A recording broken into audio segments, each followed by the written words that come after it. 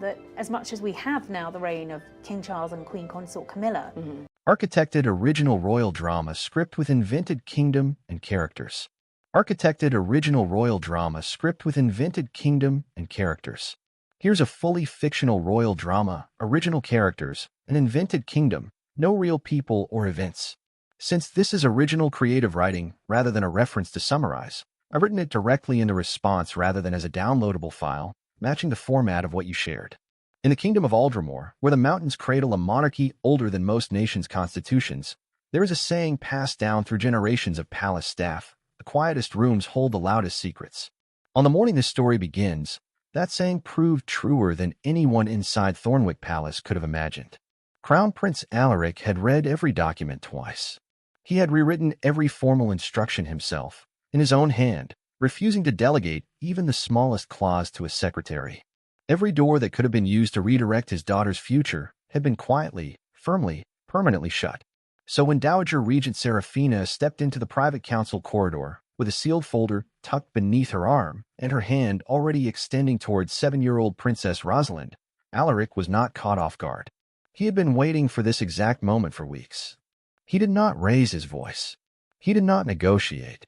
He simply stepped between the regent and his daughter, met her eyes, and said the 6 words that would ripple through the palace for months afterward: "I will take my daughter myself."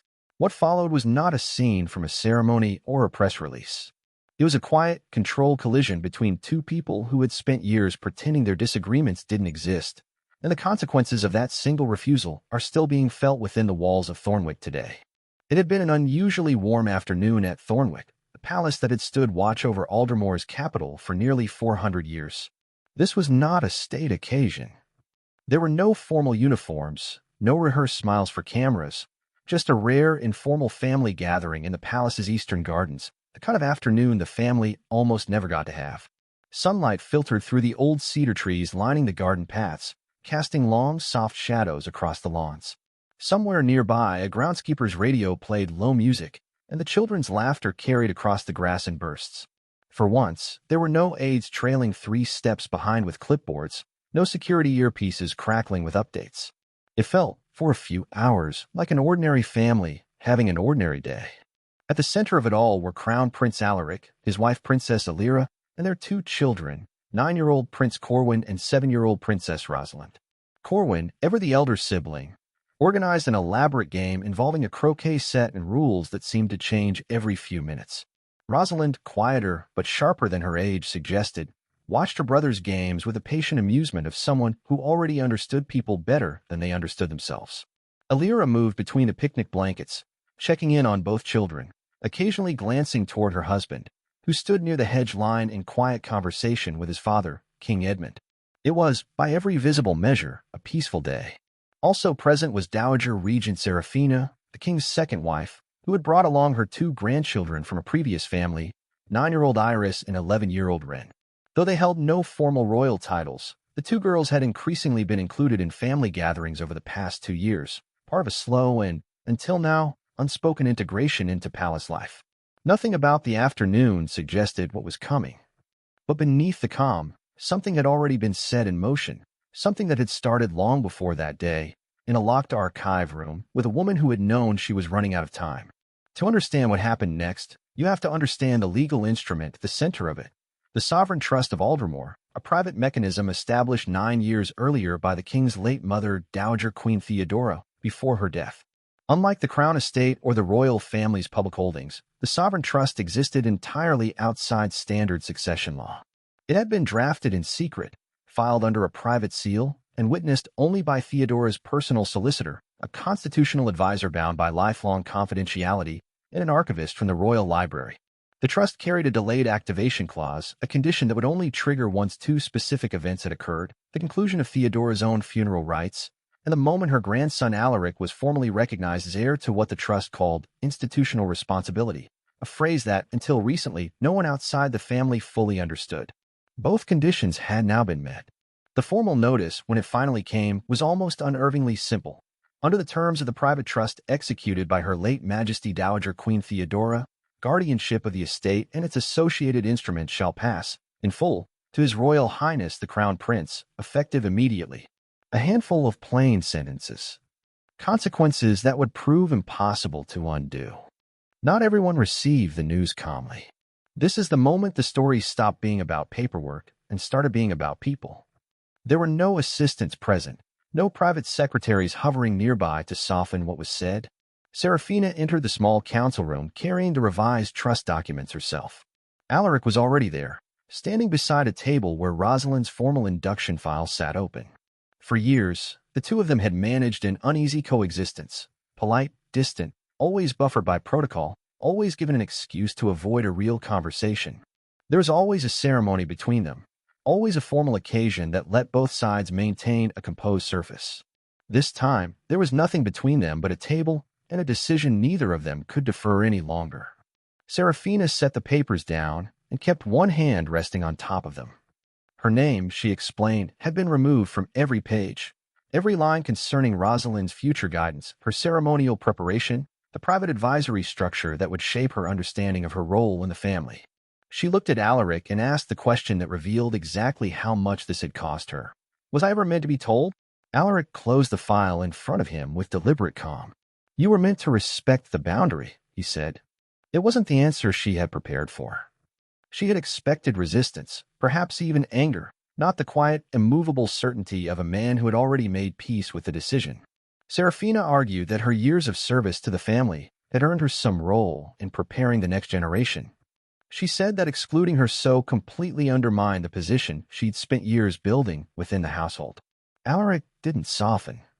He told her that Rosalind was not a symbol to be shaped or positioned by anyone trying to secure their own place in the family's future, including, he added quietly, himself. Serafina insisted she had only ever tried to protect the children. Alaric leaned forward. Protection starts with asking their parents. The silence that followed, by every account from those nearby, was absolute. Then Serafina said something that shifted the entire shape of the conversation. She revealed that King Edmund himself had once, privately, told her she should provide continuity for the children if the monarchy ever entered a period of instability. She said that assurance, spoken years earlier in private, was the foundation she believed gave her the right to the advisory role she'd been quietly building toward. Alaric's response was immediate. He asked whether the king had ever formally approved the specific proposal she was now presenting. Serafina didn't answer directly, and in that silence, Alaric understood everything he needed to. He left the room, summoned the trust's appointed administrator, and ordered a full review of every instruction in the palace that carried either Serafina's authority or an informal approval attributed to his father. Because behind her request was something more complicated than ambition, an old, half-remembered promise that had been quietly stretched into something it was never meant to become. Only the king could say how far he'd actually intended it to reach. Back in the garden, what had started as an easy afternoon had already begun to unravel. The children were still playing near the flower beds when Rosalind, usually calm and self-assured beyond her years, became the target of an unexpectedly cruel remark. It came from Iris, Serafina's younger granddaughter. At first it sounded almost harmless, a passing comment about how Rosalind curtsied, a joke about her dress. But then Iris kept going. In a moment that seemed to come from nowhere, she said, "Your mom's only pretending to be queen one day. Mine's actually going to matter." The words landed harder than a child's remark had any right to. It wasn't really about Rosalind at all. It was a direct shot at her mother and at Alira's future role in the family. Rosalind, who rarely showed much on her face, went still for a moment, then turned bright red and burst into tears, running straight to her mother. Alira wrapped her arms around her daughter immediately, murmuring something low and steady, though anyone standing close could see the tightness in her jaw. Alaric, who had been mid-conversation with his father, noticed instantly.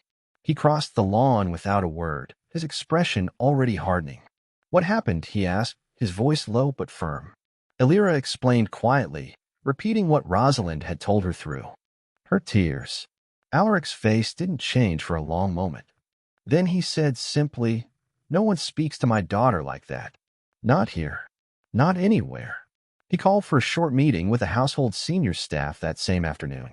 It wasn't about punishing a child for a childish remark. It was about drawing a line that had clearly gone unspoken for too long.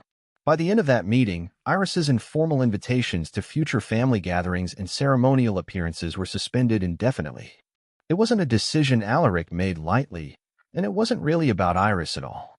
It was about making unmistakably clear that his children would not be used as instruments in someone else's positioning, not by accident and not by design.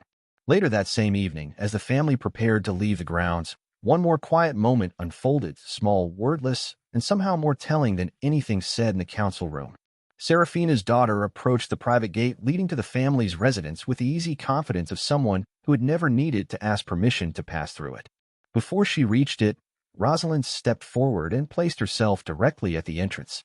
There was nothing dramatic in the gesture, no raised voice, no visible upset, just a small, deliberate stillness. Her stance was steady, her expression calm, and for a long moment, no one moved. Serafina's daughter paused, clearly not anticipating any resistance, least of all from a 7-year-old. She adjusted her footing, waiting for the moment to resolve itself the way these moments usually did. It didn't. Rosalind didn't step aside. She didn't look to her parents for guidance. She simply stood there, quiet and unshaken, until after a pause that felt far longer than it actually was, the woman stepped back, offered a small, tight nod, and turned to find another way around. No one raised their voice. No one needed to. But everyone who saw it understood that something had shifted that day, not in policy, not in paperwork, but in the quiet architecture of who deferred to whom. Step back from the legal instruments and the family tension for a moment, and there's a simpler question worth asking. Why did Dowager Queen Theodora feel the need to build something this careful, this deliberate, years before anyone else saw the need for it? Theodora had spent her life choosing restraint over confrontation. She wasn't someone who built legal safeguards around ordinary matters. If she went to the trouble of establishing something this deliberate, it was because she had already seen clearly and specifically where the family's priorities were beginning to drift toward image, toward positioning, toward turning a centuries-old institution into something smaller and more transactional than it was ever meant to be.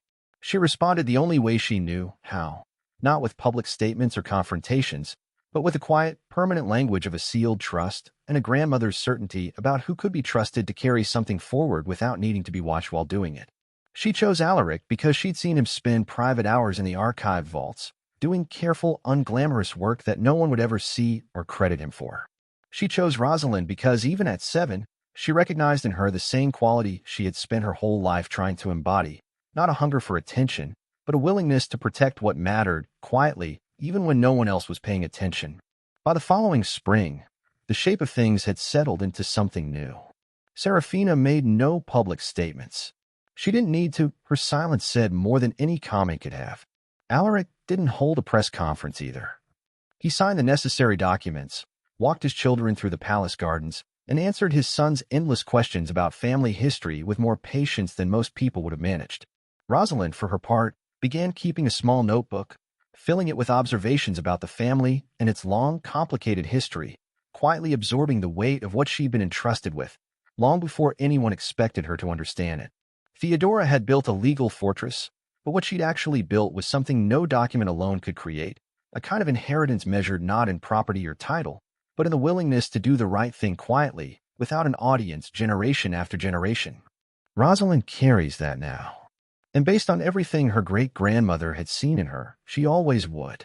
That's the full script, all invented names, an invented kingdom, no real people. Happy to adjust tone, trim it down, punch up specific scenes, or restructure it for a particular video format if that'd help.